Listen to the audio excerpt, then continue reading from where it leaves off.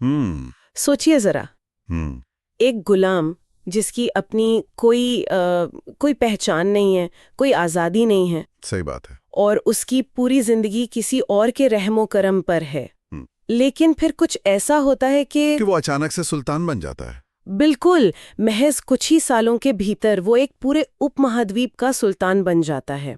तो आज के इस गहरे विश्लेषण में हम इतिहास के एक ऐसे ही खूनी लेकिन बहुत ही शानदार दौर की बात कर रहे हैं। आज का विषय सच में बहुत दिलचस्प है। आज हम दिल्ली सल्तनत के शुरुआती सालों को खंगालेंगे, खासकर जो गुलाम वंश और खिलजी वंश का समय था ना, जिसने भारत का नक्शा हमेशा के लिए बदल दिया।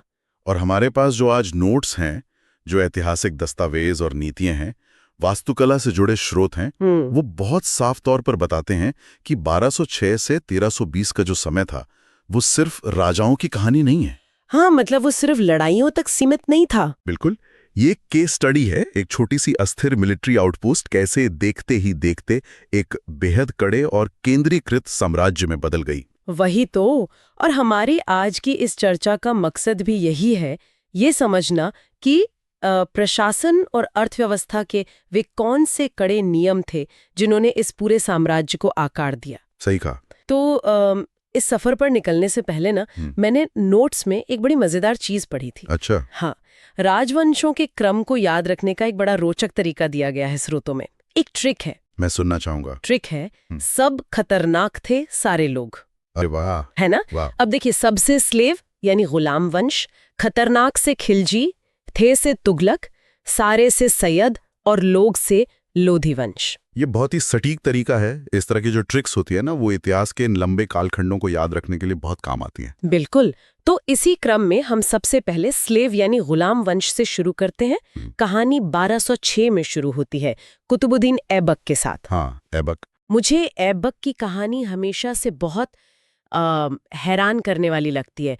मोहम्मद गोरी का वो दास जो लाहौर से राज करते हुए इतनी बड़ी सत्ता का मालिक बन गया। और नोट्स बताते हैं कि उसकी उदारता के कारण उसे एक खास नाम दिया गया था। हाँ, लाख बख्श, मतलब लाखों का दान देने वाला। लेकिन दान पुण्य से अलग अगर देखें तो उसने कुछ ऐसा किया जिसका असर हमें आज भी दिल्ली की वास्तुकला में दिखता है। बिल्कुल दिखता है। उसने दिल्ली में कुव्वतुल इस्लाम मस्जिद का निर्माण करवाया था, और यहाँ जो स्थापत्य कला का विकास हुआ वो बहुत रोचक है। हमारे स्रोतों में एक तकनीक का जिक्र है, कॉर्बेल आर्क। एक मिनट, मैं आपको यहाँ रोकना चाहूंगी। आप बताइए। ये कॉर्बेल आर्क तकनीक आखिर है क्या? मैंने पढ़ा तो था इसके बारे में, लेकिन ये आम मेहराबों से अलग कैसे होती है? ये बहुत ही वाजिब सवाल है। आसान भाषा में अगर समझा जाए तो उस समय के जो भारतीय कारीगर थे ना, उन्हें सच्चे मेहराब या गुंबद बनाने की तकनीक नहीं आती थी। अच्छा। जिसमें वो एक की स्टोन का इस्तेमाल करते हैं, रोमानिया इस्लामिक स्टाइल में। हाँ। तो उन्होंने क्या किया कि पत्थरों को एक के ऊपर एक थोड़ा बाहर की तरफ निकाल कर रखा, जब तक कि वो बीच में मिल नहीं गए। ओहो, मतलब एक तरह का झूठा मेहराब। बिल्कुल, ये एक कमाल का जुगाड़ था और उस दौर के तकनीकी तालमेल का बेहतरीन उदाहरण है। वाकई। और उसने एक और ऐसा ही निर्माण अजमेर में करवाया था, 2.5 दिन का झोपड़ा। हाँ। स्रोतों में ये साफ लिखा है कि ये जगह पहले एक जैन मठ और संस्कृत विद्यालय हुआ करती थी। सही बात है। जिसे बाद में बदल दिया गया। और कुतुब मीनार का निर्माण भी तो उसी ने शुरू करवाया था ना? मुझे पहले लगता था कि वो उसके खुद के नाम पर है। बहुत लोगों को यही लगता है, लेकिन नोट स्पष्ट करते हैं कि वो सूफी संत ख्वाजा कुतुबुद्दीन बख्तियार काकी के सम्मान में बनवाई जा रही थी। हालांकि ऐबक सिर्फ उसका बेसमेंट ही बनवा पाया था, क्योंकि 1210 में एक अजीब सी दुर्घटना में उसकी मौत हो गई। वो चौगान खेल रहा था। हाँ, जिसे हम आज पोलो कहते हैं। और घोड़े से गिरकर उसकी मौत हो गई।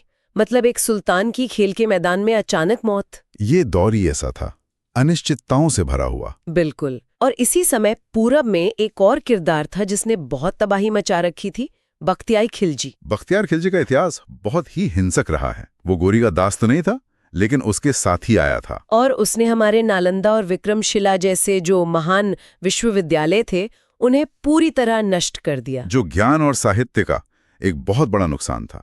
लेकिन अगर हम उस वक्त की राजनीति का विश्लेषण करें तो एक बात समझ आती है। क्या? शुरुआती दौर में कोई एक मजबूत केंद्रीकृत सत्ता थी ही नहीं। हाँ, सब अपने अपने इलाके बढ़ा रहे थे। बिल्कुल। सेनापति जैसे बख्तियार खिलजी बंगाल और बिहार में अपनी ताकत बढ़ा रहा था। और उसका अंत भी तो उसी तरह हिंसक हुआ ना। असम और तिब्बत अभियान के दौरान बागमती नदी के तट पर। उसी के सेनापति अली मर्दान खान ने उसे मार दिया। मतलब कोई किसी का सगा नहीं था। बिल्कुल नहीं। और इसी राजनीतिक शून्यता को भरने के लिए जिस रणनीतिक दिमाग की जरूरत थी वो था इल्तुतमिश। 1211 में वो सत्ता में आया। और मैं बताऊं, मेरे लिए तो इस पूरी चर्चा का जो सबसे बड़ा आहा मोमेंट है ना, वो इल्तुतमिश के समय का ही है। 1221 वाली घटना। हाँ, सबसे पहले तो उसने राजधानी लाहौर से दिल्ली कर ली और कुतुब मीनार को पूरा करवाया। लेकिन जो किस्सा मुझे सबसे ज्यादा हैरान करता है वो है कि कैसे उसने चंगेज खान को दिल्ली पर हमला करने से रोक दिया, और वो भी बिना लड़े। वही तो, ये कैसे संभव हुआ? ये उसकी कूटनीति का कमाल था। हुआ ये कि ख्वारिज़्म शाह जलालुद्दीन मांगबरनी चंगेज खान से अपनी जान बचाकर भागता हुआ सिंधु नदी तक आ गया और उसने इल्तुतमिश से शरण मांगी। अब इल्तुतमिश भारी धर्म संकट में फंस गया। जाहिर है, एक तरफ चंगेज खान का खौफ। बिल्कुल। तो उसने बहुत ही शालीनता से एक कूटनीतिक संदेश भिजवाया। उसने कहा कि यहाँ की जलवायु आपके अनुकूल नहीं है। ये तो बिल्कुल आज की डिप्लोमेटिक रिजेक्शन जैसा हो गया। हाँ, बिल्कुल। जैसे आज लोग कहते हैं ना कि समस्या आप में नहीं है, बस यहाँ का मौसम आपके हिसाब का नहीं है। और इस एक समझदारी से दिल्ली मंगोलों के कहर से बच गई। इल्तुतमिश सिर्फ कूटनीति में ही माहिर नहीं था, प्रशासन में भी था।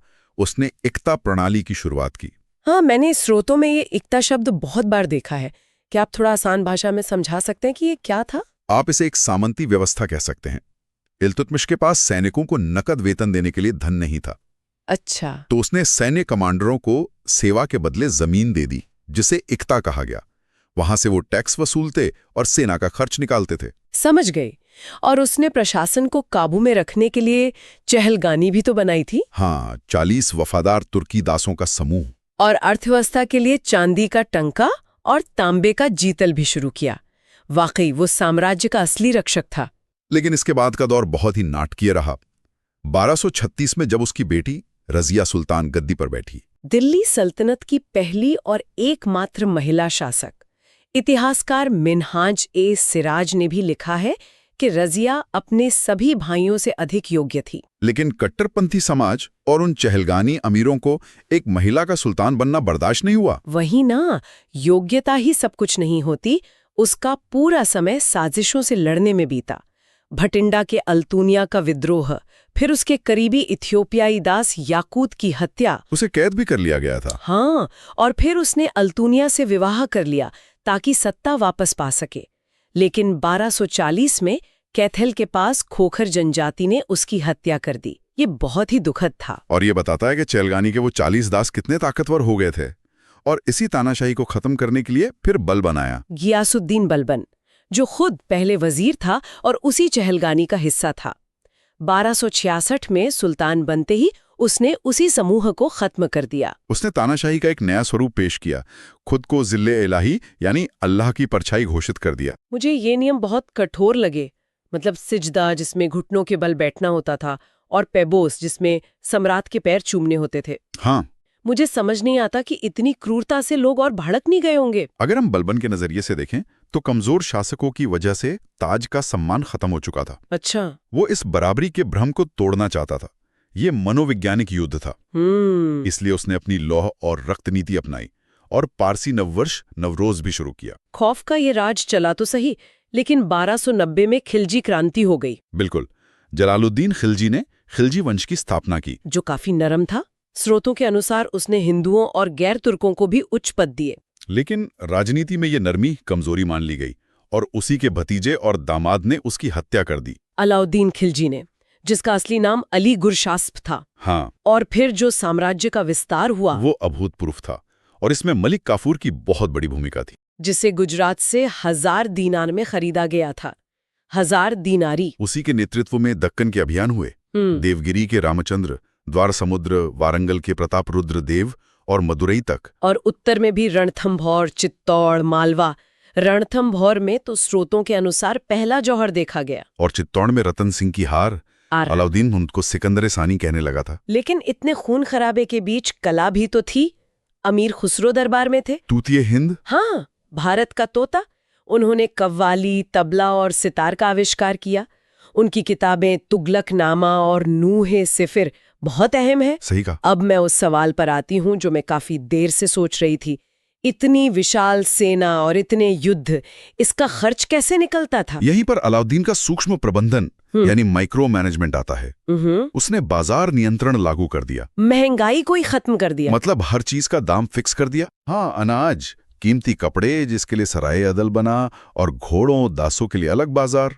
और कोई व्यापारी कालाबाजारी करे तो उसके लिए शहनाई मंडी अधिकारी थे, और मोनियाहान और बरीद जैसे जासूस थे। सजा इतनी कड़ी थी कि कोई सोच भी नहीं सकता था। और सेना में भी तो उसने एकता खत्म करके नकदी वेतन शुरू कर दिया था। और घोड़ों पर दाग लगाना और सैनिकों का चेहरा यानी हुलिया दर्ज करना भी। लेकिन इन सब के लिए जनता पर भारी कर लगाया गया।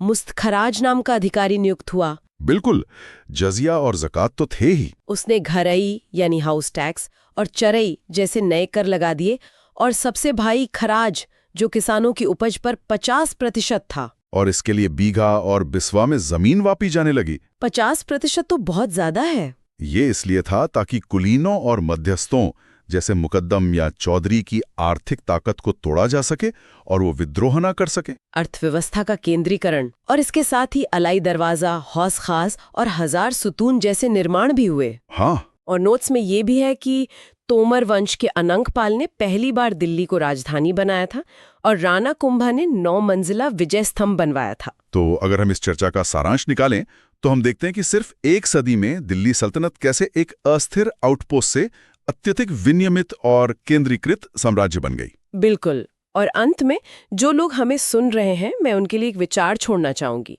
इतिहास के इस हिस्से में एक बड़ा विरोधाभास है। जिन लोगों ने अपना जीवन एक दास के रूप में शुरू किया, जब वे सत्ता के शीर्ष पर पहुंचे तो उन्होंने ही सबसे कठोर और निरंकुश व्यवस्थाएं स्थापित की। सही बात है। तो क्या अत्यधिक नियंत्रण की ये लालसा अतीत में अपनी आज़ादी छीने जाने के उस गहरे असुरक्षा बोध से पैदा होती है? ये एक ऐसा सवाल है जिस पर आप अपनी अगली कॉफी के दौरान विचार कर सकते हैं। आज के इस विश्लेषण में हमारे साथ जुड़ने के लिए धन्यवाद।